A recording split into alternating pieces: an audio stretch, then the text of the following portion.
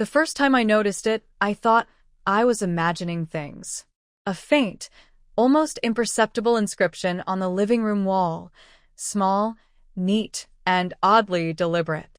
I was 7, crawling across the carpet to reach a toy, when the sunlight caught a small set of letters scratched lightly into the paint.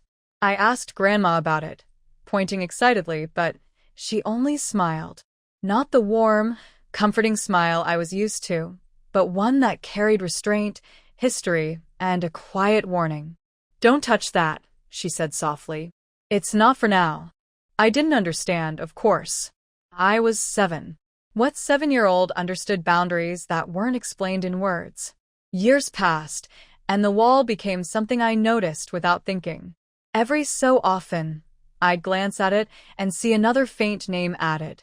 Sometimes I'd forget it was even there until the paint faded enough to reveal a new inscription. And each year, almost without fail, another name would appear, as if someone invisible were marking the calendar in a language only Grandma spoke. It was peculiar, sure, but in a house full of odd traditions, it seemed normal.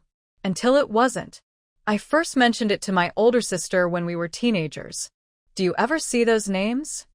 I asked, trying to sound casual, like it was no big deal. She looked at me, and for a moment, her expression twisted in a way I couldn't quite read. "I see them," she said quietly, "but don't ask her about them." That was it. No explanation. No discussion. Just a firm insistence that the wall was sacred. I remember feeling both frustrated and intrigued. Why would Grandma dedicate years of her life to writing names on a wall that no one was supposed to question? Then one summer, when I was 16, curiosity finally overpowered respect. I stayed up late one night, flashlight in hand, staring at the faint scratches.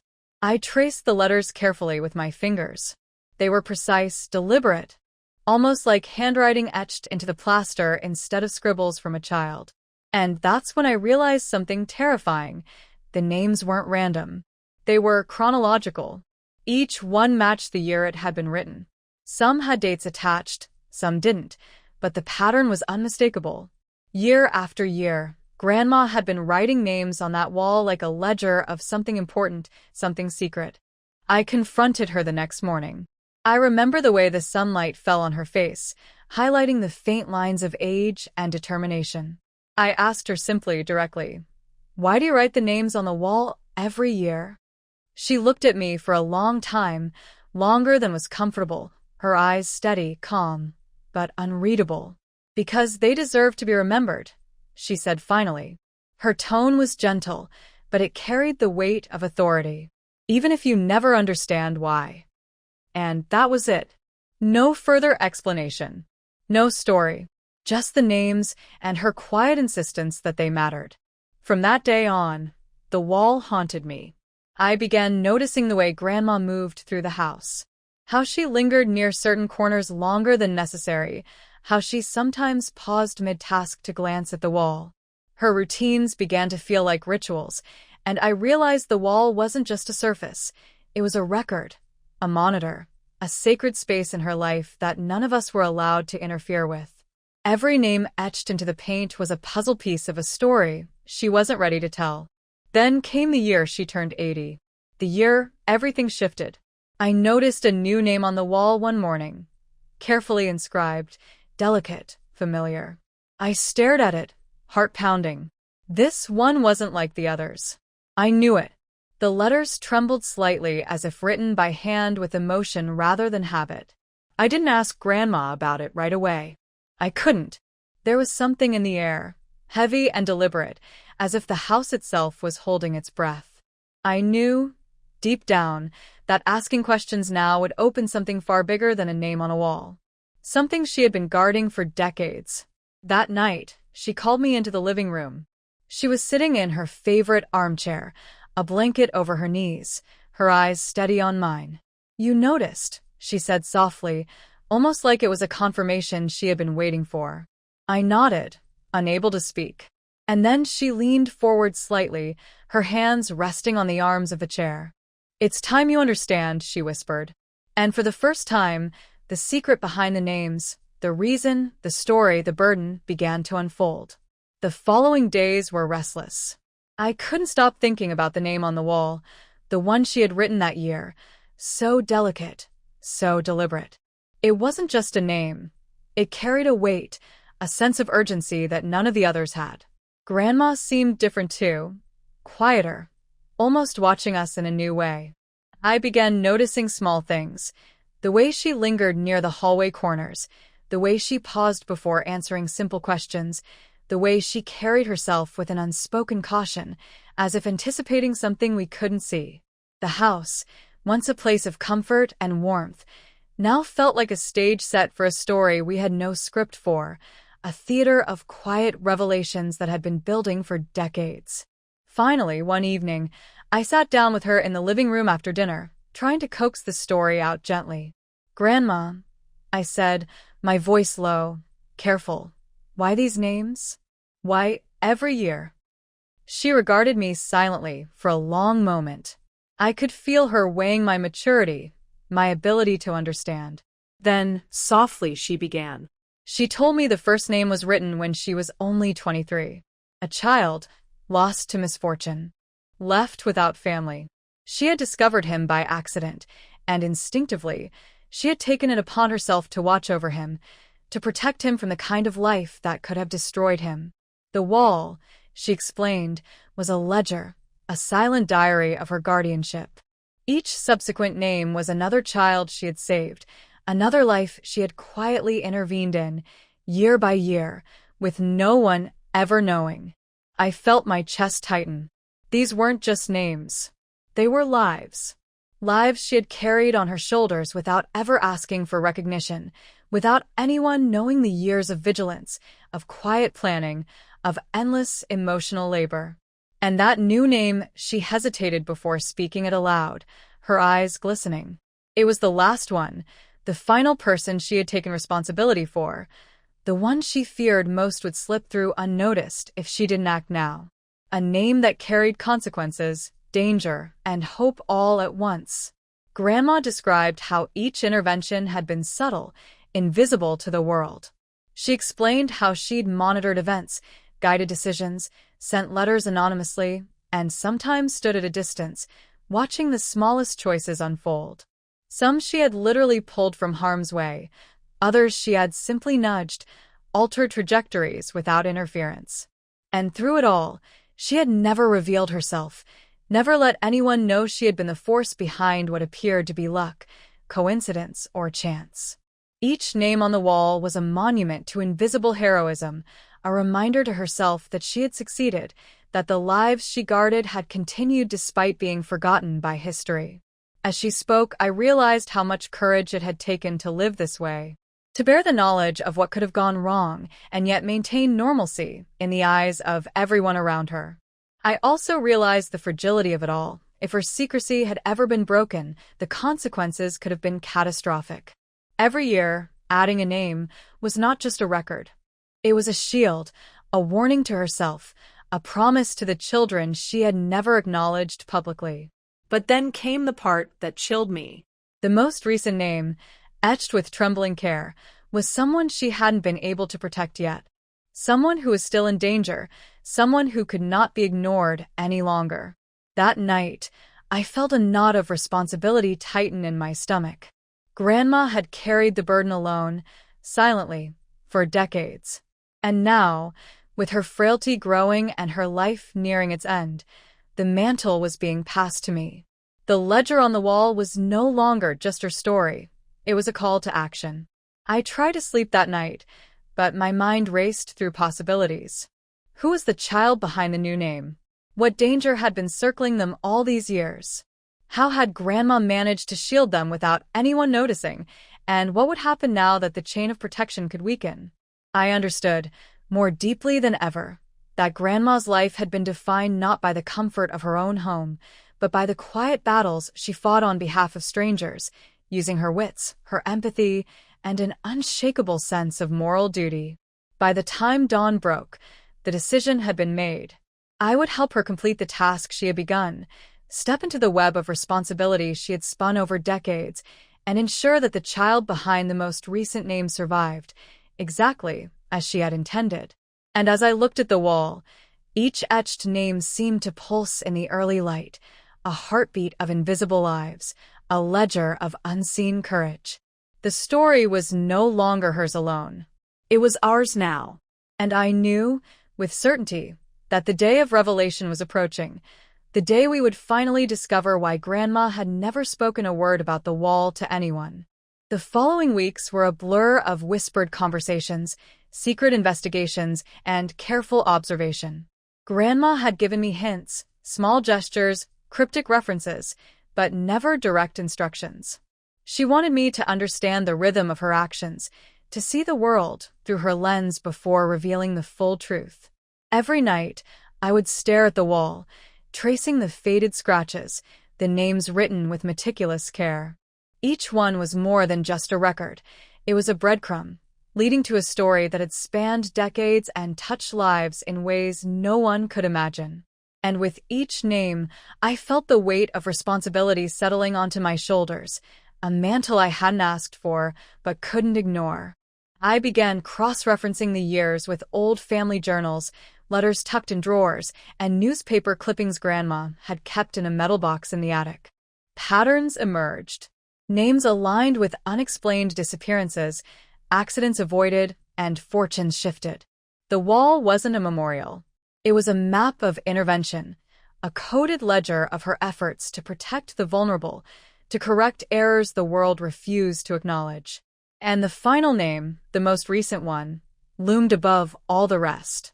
It represented unfinished business, a life still at risk, and the culmination of Grandma's decades-long mission. One evening, I confronted her again, desperate for clarity. "Grandma, who is this last name for?" I asked, voice trembling with a mix of fear and anticipation. She looked at me, her eyes sharp, and yet filled with a softness I had never seen before. "You'll see soon," she said, her tone measured, almost like she was timing my understanding. "The wall has been patient, but time is running out." There was no room for argument, only acceptance. I realized then that Grandma had orchestrated not just the protection of others, but also a lesson in patience, discipline, and the quiet weight of responsibility.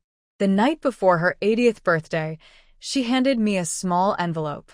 Inside was a key, old and worn, and a note that simply read, "It begins with the first name you've already seen. Follow the trail." My pulse quickened. The instructions were minimal, yet precise. Grandma had been preparing me to take her place, to continue her work with the same meticulous care and empathy she had employed for decades.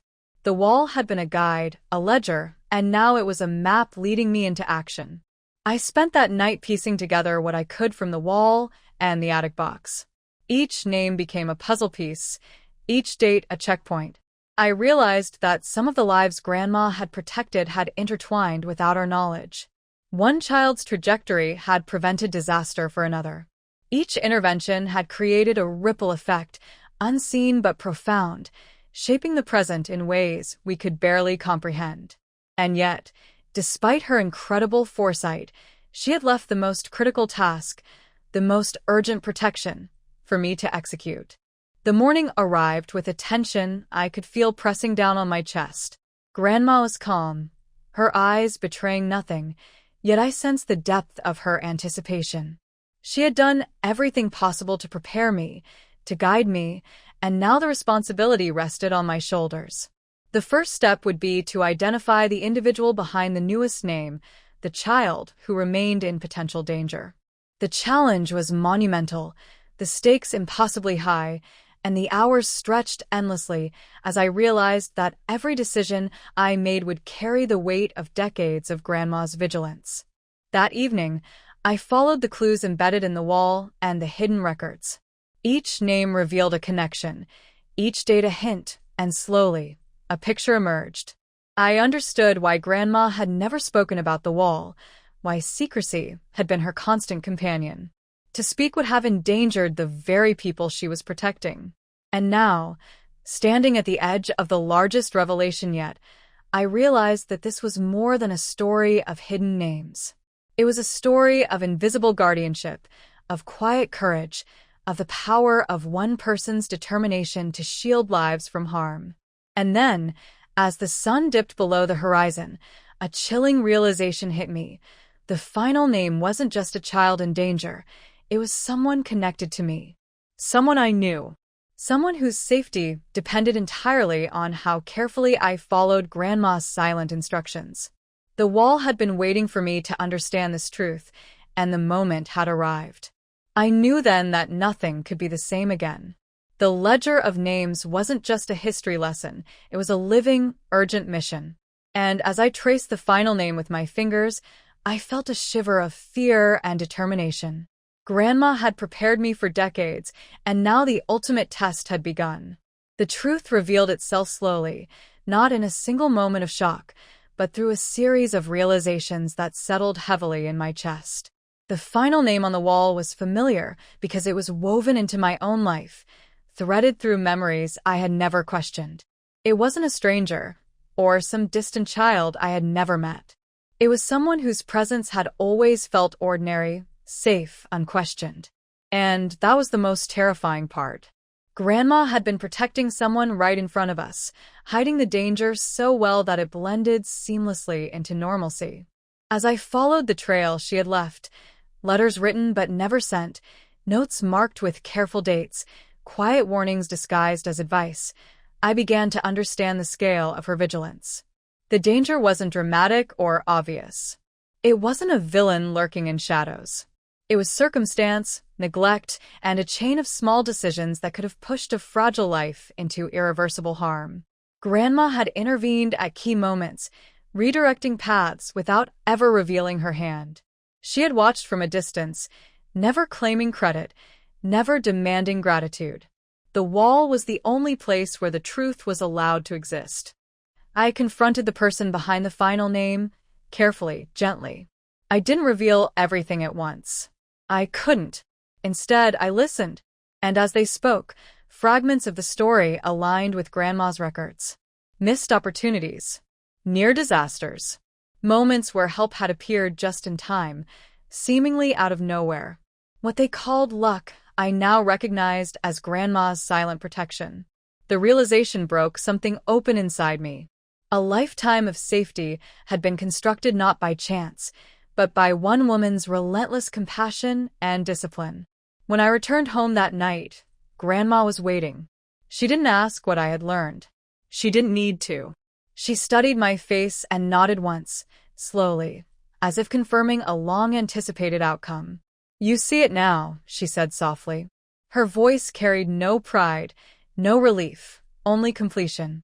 She told me then that the wall had never been about control. It was about accountability. Each name was a promise she made to herself, a reminder that vigilance mattered even when no one was watching, especially then. In the weeks that followed, Grandma's health declined, but her mind remained sharp. She spent her final days quietly, content in a way I hadn't seen before. She knew the ledger would continue, even if the wall itself never gained another name. Before she passed, she asked me to repaint the wall one last time. Not to erase it, but to preserve it beneath a fresh layer of paint. "Secrets don't disappear," she whispered. "They rest, waiting for the right moment." After her death, I stood alone in the living room, staring at the wall that now looked ordinary to anyone else. But I knew what lay beneath. I knew the names were still there, etched into the structure of the house, into the fabric of our family history. Grandma had never sought recognition for her sacrifices. She had chosen silence because it kept people safe. And now, carrying her legacy forward, I understood why she had written those names year after year, never speaking them aloud. The wall wasn't a confession. It was a vow. And as I walked away, I realized something that sent a chill through me. Not all guardians announce themselves. Some write names on walls no one notices, protecting lives that will never know how close they came to breaking. Grandma had lived that truth quietly, faithfully, and now it was my responsibility to do the same. The house fell silent again, but it was no longer heavy. It was resolved. The names had served their purpose. The story was complete. And yet, sometimes, when the light hits the wall just right, I swear I can still see the faintest outline of those letters, watching, waiting, reminding me that protection doesn't always look like action. Sometimes it looks like silence,